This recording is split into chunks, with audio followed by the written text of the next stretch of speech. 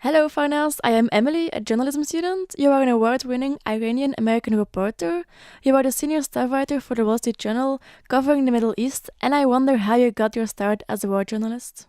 I started as a war journalist after September 11 attacks in New York. I mean, I had also always been interested in covering conflict and had taken a course in journalism school about covering conflicts. So it was an interest of mine. And I think that's probably because I spent my childhood in Iran and as a child experienced the revolution and Iran's war with Iraq, the first years of Iran's war with Iraq. So I think in my mind, I'd always kept an interest in trying to figure out what happens to people during conflict zones and also that aspect of it that has to do with witnessing history and covering a big story.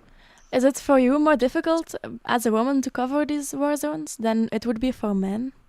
In the Middle East, it's actually an advantage to be a woman because many of these societies are very conservative and they wouldn't allow a male reporter to have access to their families and to their wives and into their homes. So it's been an advantage to be a woman because, it allows me to enter people's homes and talk to women and get their perspective too. And are there a lot of women who do this job?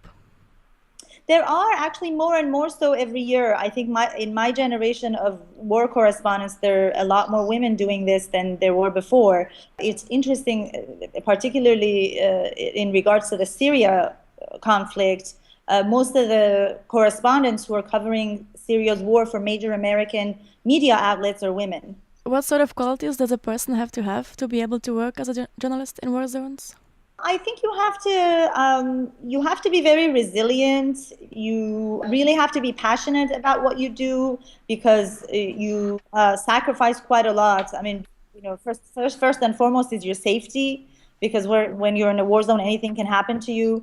And it's also not very easy. I mean, the living conditions can sometimes be very difficult. You just don't know where you're going to sleep. You don't know where you're going to eat, if you're going to eat at all. So, there are a lot of difficulties, both physical and mental and emotional. So you have to be very committed and passionate about what you do and really believe that what you do, being in a war zone and telling that story is really important in order to survive. And do you think you should have to be a little bit adventurous?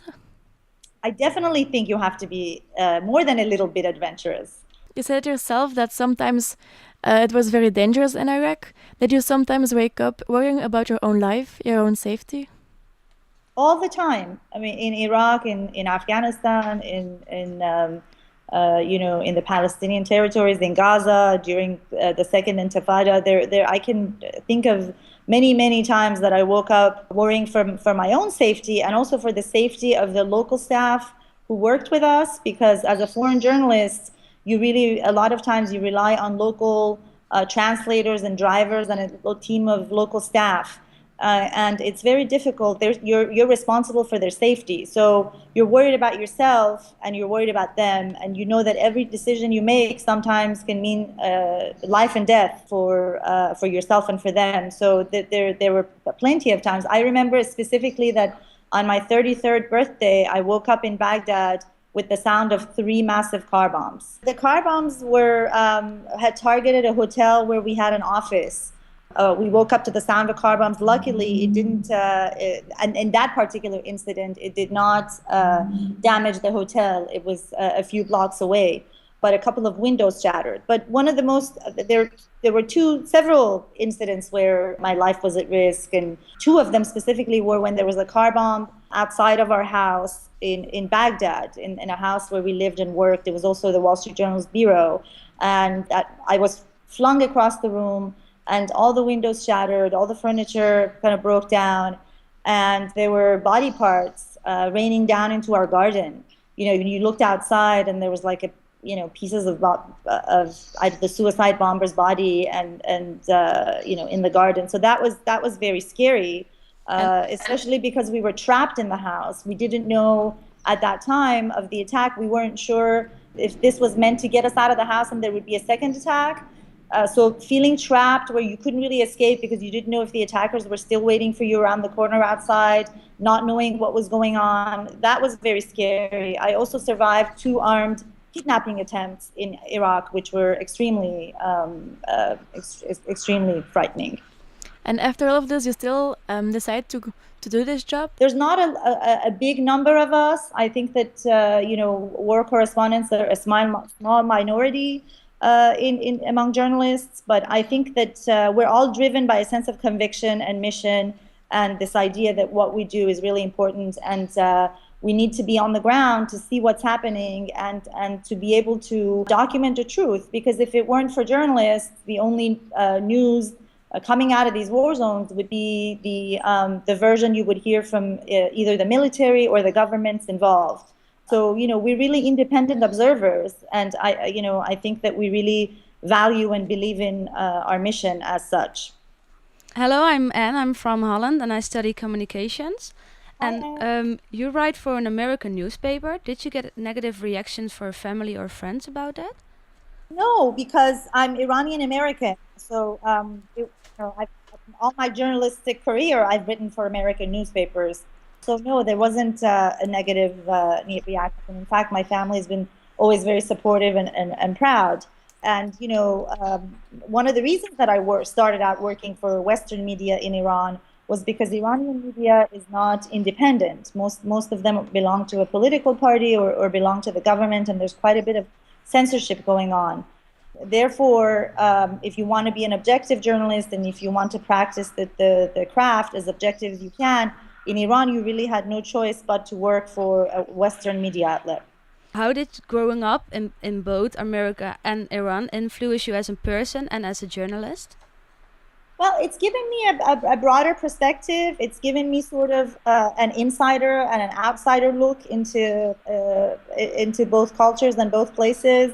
When I'm in the Middle East, it's easier for me to connect to people and the subjects I write about because part of me is from Iran. I grew up in Iran. I have family there. So I can relate to them and I can understand a lot of their concerns and a lot of their experiences.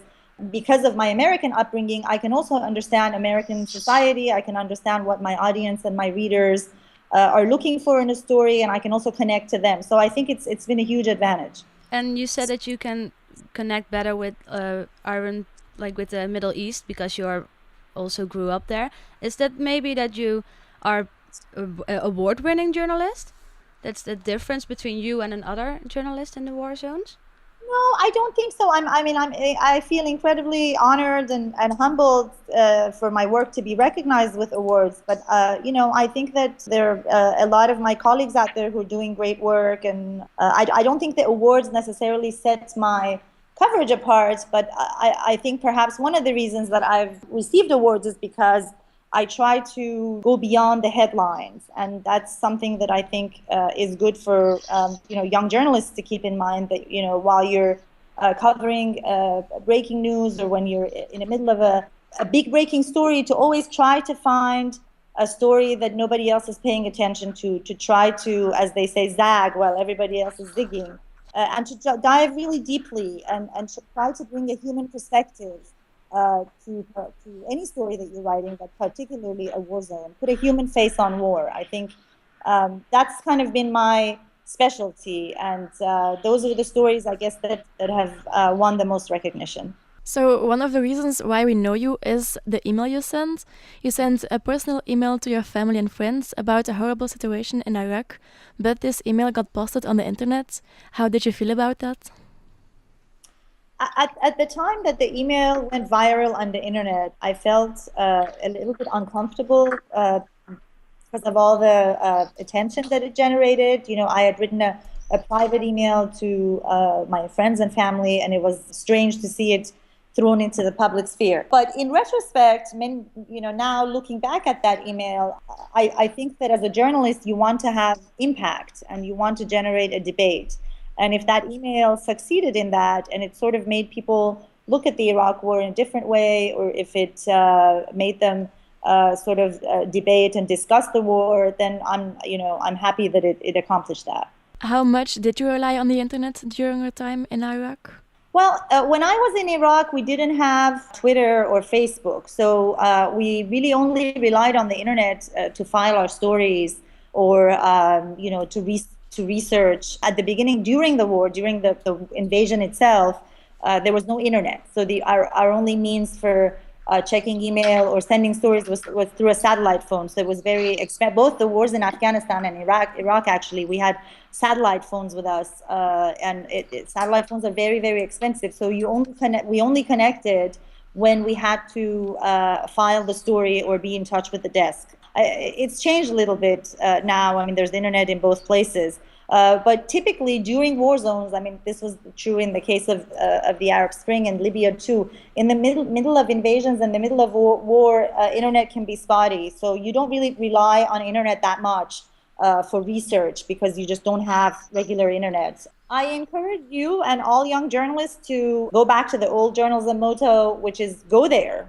be in the fields, boots on the ground, talk to people. Nothing replaces face-to-face interviews, talking to people, knocking on doors, trying to find stories through serendipity. I mean, I think that's the whole adventure and fun of journalism. And I think that's, as the world's shrunk with social media and citizen journalism, I think that there's a danger there that we don't rely too much on getting our information from the internet, and also, try to make those face-to-face connections and just digging around and trying to find stories the old-fashioned way. And how did you manage to do that in the war zone? Because that's even harder.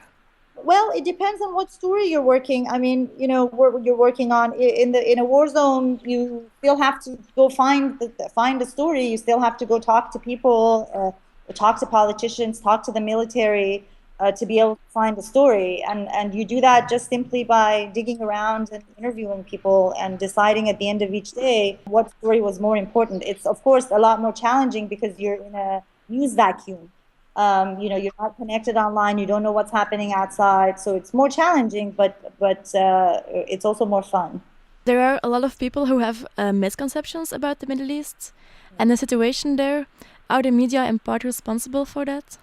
I don't think so. I think that what we try to do, at least what I've tried to do throughout my career, is to break those stereotypes and those misconceptions. More and more news organizations are, investing in hiring reporters who are either from regions or that they are covering or have knowledge of language and culture and the religion of that place. And I think that goes a long way in kind of breaking those misconceptions and having a better understanding of the stories that you're covering.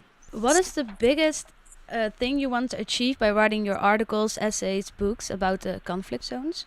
Well, the biggest thing I've always wanted to accomplish was to put a human face on war. I mean, I've always wanted to sort of show that wars don't just happen to the military and to governments. They happen to each person individually, and they have impact on a really micro level on families and people.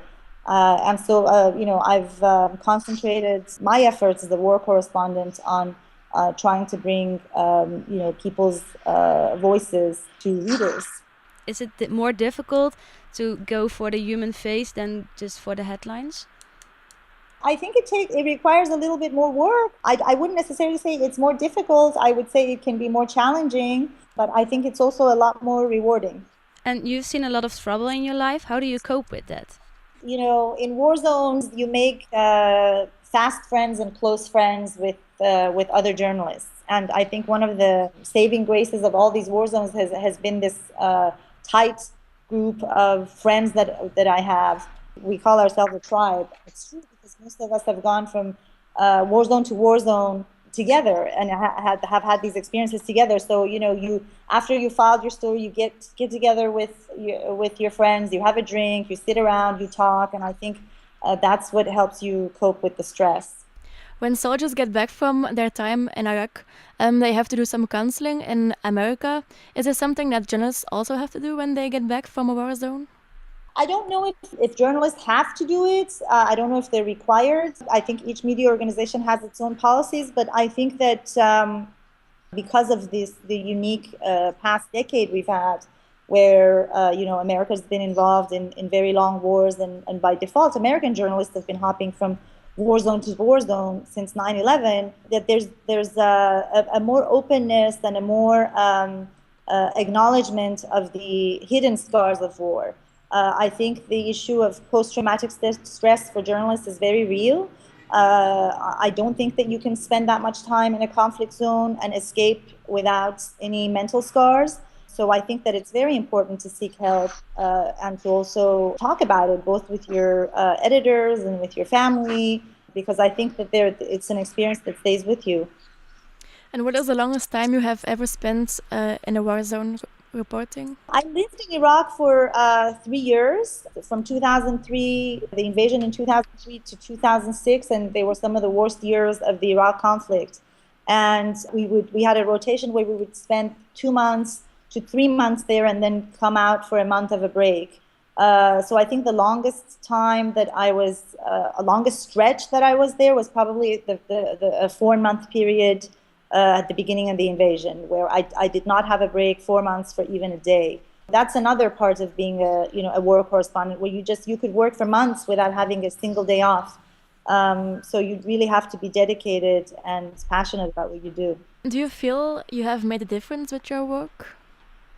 I certainly hope so. I mean, I try to measure that with the kind of feedback I get from our readers. I mean, I can give you a recent example. I wanted to do a story about the issue of Syrian children refugees in Lebanon and generally, around the Middle East. There's something close to over 2 million refugees that are children. And so I decided to do it by embedding myself with a child for about 2 weeks. A child, I picked a 16-year-old boy who had turned into an adult overnight because his family had sent him to Lebanon to find work and then rent a room and send for them. So this 16-year-old is working 12-hour shifts a day in a vegetable shop. He's not going to school, and he's really shouldering the burden of responsibility for the entire family. So I went and I basically lived with the family and the kid, followed him to work, and did an in-depth profile of his life. And that generated a huge response from our readers. There were hundreds and hundreds of people from all over the United States, and many from even outside of the United States, who wrote to me and asked how they could help, and they donated to this particular family. They donated to various NGOs that help Syrian refugee children, and they also, through the donations of 2 individuals, a school that was servicing the neighborhood where this child lived was able to fund two programs for refugee children. So these are the times where I feel like my work makes a difference, and it's incredibly gratifying as a journalist. To round up, could you give us some tips for future journalists? Sure. My tip to younger journalists is to not be afraid of going after what you dream, to go to the places that you're interested in. I think learning a language is very important. If you have an area or a country that interests you, try to learn the language, try to learn the culture, the religion, and travel there. And don't be afraid of pitching stories to editors and starting. If you're interested in foreign reporting, just go there and try your luck on the ground. I think that be adventurous and have fun while you're doing it. Thank you, Farnaz, for your tips and this interview. Bye. Bye. Thank you, Emilie and Anne. I hope I was helpful, and I appreciate you guys taking the time to come up with these excellent questions and interviewing me.